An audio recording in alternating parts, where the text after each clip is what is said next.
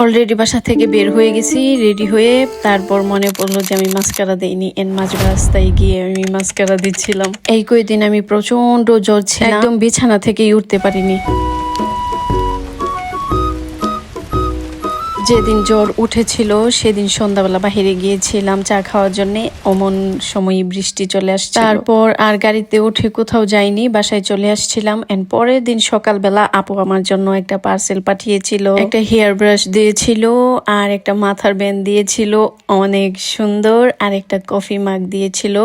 আমি বাহিরে গিয়ে প্লাস্টিকের ওয়ানে চা খাই, সেটা দেখে আমাকে এটা দিয়েছিল।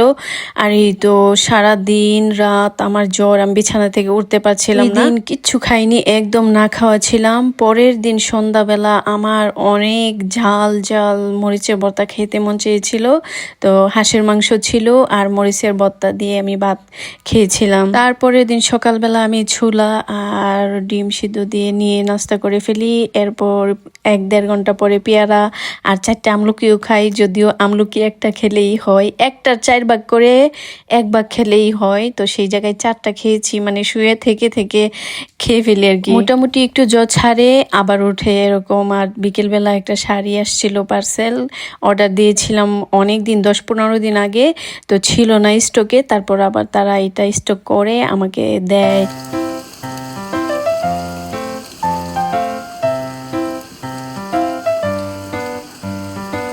সকালে রোদ, বিকালে বৃষ্টি, এরকম দিন আমার অনেক পছন্দ। তারপরের দিন আমি সকালে আটার ময়দা দিয়ে চাপটির মতো একটা রুটি বানিয়ে নেই আর 2টা ডিম পুচ করে নেই। মাথা ঘোরানোর জন্য কিচ্ছু খেতে পাচ্ছিলাম না, সারাদিন এভাবেই শুয়েছিলাম।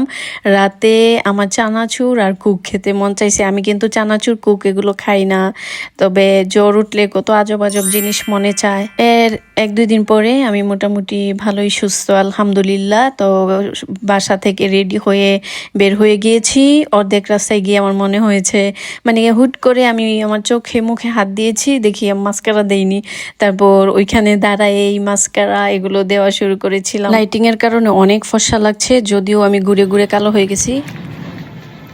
এত সাদা লাগতেছে কেন?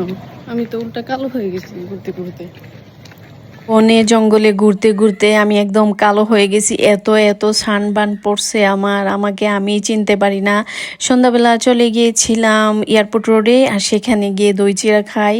বহুদিন পরে গিয়েছি, দই চিড়া খেয়ে চলে গিয়েছিলাম নিউ টাউন কফি হাউসে। সেখানে গিয়ে এক আলুর চপ আর কফি খেয়ে নেই। তো কয়েকজন আপু আমাকে মেসেজ দিয়েছিল যে আপু কফি হাউসটা কোথায়, তো তা বলে দিলাম এয়ারপোর্ট রোড নিউ টাউনে কফি হাউসটা। অ্যান্ড এখানে কফি অনেক ভালো হয়, উইদাউট সুগার। আমি সুগার খাই না, তো তাও ওইভাবেই বানিয়ে দেয় অ্যান্ড খুবই ভালো হয় তাদের কফিটা।